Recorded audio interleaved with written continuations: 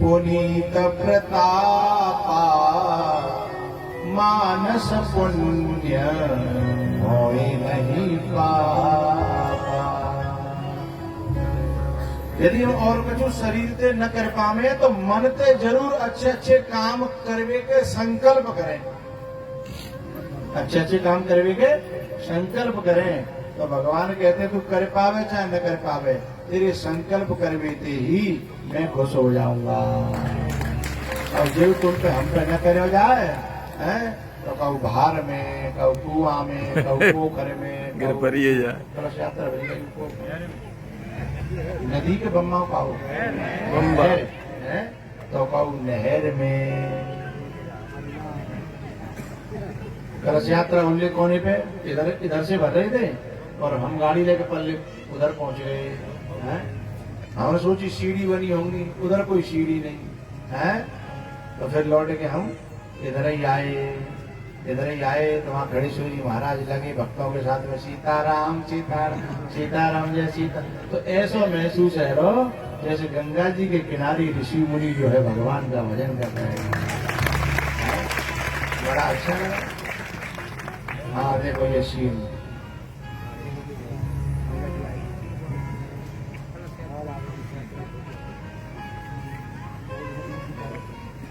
हमारे खड़ेश्वर जी बड़े चकित रहते हैं। बोले सीने कहाँ से ले आओ हालत यार।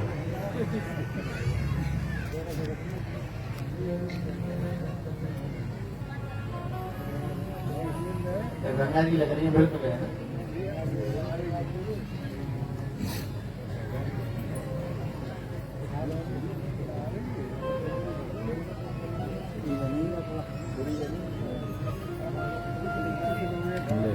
विजयपाल जी ऐसा सीन और ऐसा दृश्य और ऐसा मेला लगाने के लिए आपको बहुत बहुत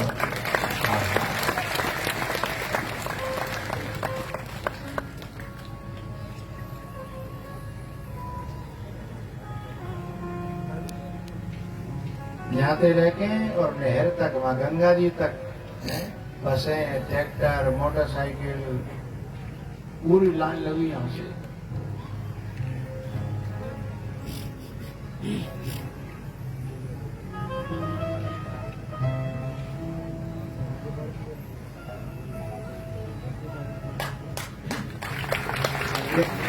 खड़ेश्वरी महाराज जी हमें इतने प्यारे लगता है, मेरा तो पेट में डाल दिया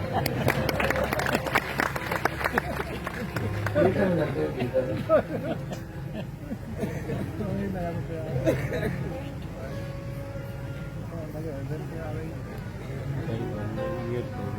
संतों के आने से बड़ा प्यारा माहौल बन जाता है। संत अपनी शक्ति, भक्ति, तपस्या सब संग लेके चलता है और मांगता रहता है।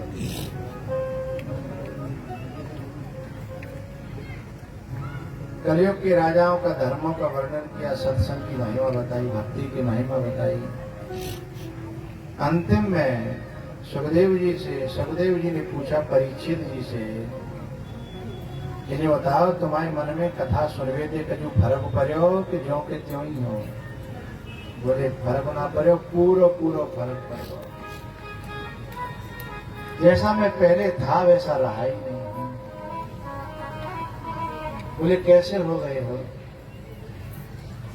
कल हमारे परीक्षित जी विजयपाल जी शाम को परिवार के साथ मिल भी गए तो कह रहे महाराज जी भंडारे को पर्चा छपो, भंडारे को नौता लगो। उन्हें लल्लू ने की मम्मी तो जो कह रही है कि कथा और बढ़ा दे, मन भरो ना। ऐसी प्यास का बढ़ जाना ही कृष्ण कथा रस मीठो लागे। ये दुनिया को सुख छुई को लागे। मोहे ना भावे संसार संभाल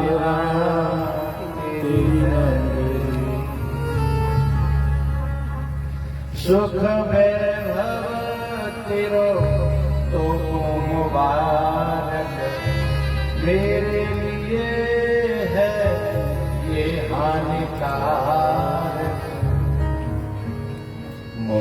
जैसे तेरो घर द्वार संभारी राणा तेरी मेरी वृंदावन ससुराल संभारी राणा तेरी भैया। परीक्षित जी ने कहा एक ही मन कर रहा है भगवान गुरु जी, बस ऐसे तुम बरसाते रहो और हम नहाते रहे, तुम पिलाते रहो और हम पीते रहे, और पीते पीते शरीर छूट जाए, ऐसी कृपा करो, ऐसा मन। नष्टो मोह स्मृतिर्लब्ध्वा तत्प्रसादान मया च्युत। हमारे गणेश्वरी महाराज कहते हैं ना कि नीलगिरी पर्वत पे भुजंग जी कथा सुना रहे हैं, तो वहां गरुड़ जी ने कहा है कि तव प्रसाद मम मोह नसाना, हे राम रहस्य अनुपम जाना। हे ठाकुर सुंदी जी, आपकी कृपा से मम मोह नसाना, मेरे मोह का नाश हो गया, और बताया मुझे काय का ज्ञान हो गया है। ई राम रहस्य अनुपम जाना, प्रति उपकार करूंगा तोरा, सनमुख होई न शकत मन मोरा। आपने जो ज्ञान दिया है, जो राम रस दिया है, जो भक्ति दी है, जाके बदले में तीनों लोकन में ऐसा काय जो मैं आप पे प्रदान करूं, मेरे पास कुछ भी नहीं है।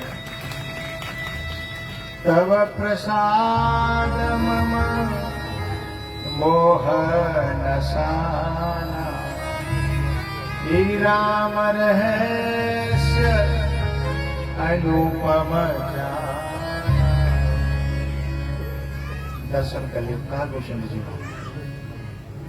और गरुण जी महाराज। सोचो भूषण जी कौआ के शरीर में, और गरुण जी भगवान के साक्षात वाहन, लेकिन हाथ जोड़ करके हैं, जिनकी पंखों से वेदों के मंत्र उच्चरित होते हैं, लेकिन जब कथा सुनने के लिए जाते हैं तो नीचे बैठ करके हैं, और इतने आवाज से भर जाते हैं कि आपने मेरा मोह नष्ट न किया होता तो मैं तो डूब जाता।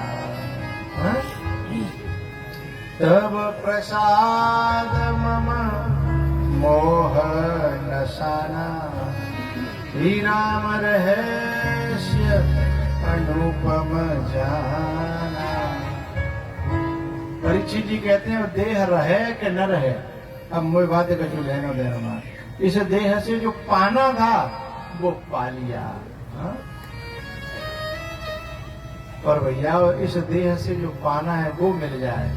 हनुमान जी ने यही तो कहा था कि जो काम मुझे करना है वो बस कर लूं, फिर बाद में देह है, चाहे तुम खाओ चाहे कोई और खाओ, मुझे बातें का जो लेनो देनो है। राम काज कर फिर मैं आवूं, मेरा राम काज है। राम काज का यही तो राम काज है? देह से ऊपर उठ करके हम परमात्मा में हम लीन हो जाए। गीत देह तरी धरि हरि रूपा, भगवान के रूप को प्राप्त हो जाए, भगवान के परिकर में शामिल हो जाए। परीक्षित जी का ये हाल देख करके सुखदेव जी का मन बड़ा प्रसन्न हुआ, क्योंकि हर गुरु ये चाहता है कि मेरे शिष्य को परमात्मा की प्राप्ति हो जाए, ज्ञान की प्राप्ति हो जाए, भक्ति की प्राप्ति। फिर गुरु को लगता है कि मेरा काम पूरा हुआ है, उसे खुशी मिलती है, चैन मिलता है, आनंद मिलता है। जब कोई शिष्य गलत मार्ग पर जाता है तो गुरु का हृदय बड़ा दुखी होता है कि काय बुझाने मौके पे मंत्र गयो, काय बुझाने मेरे जीवन शिष्य बनो है, उसका मन बड़ा कष्टमय होता है। भैया जब सुखदेव जी ने देखा कि परीक्षित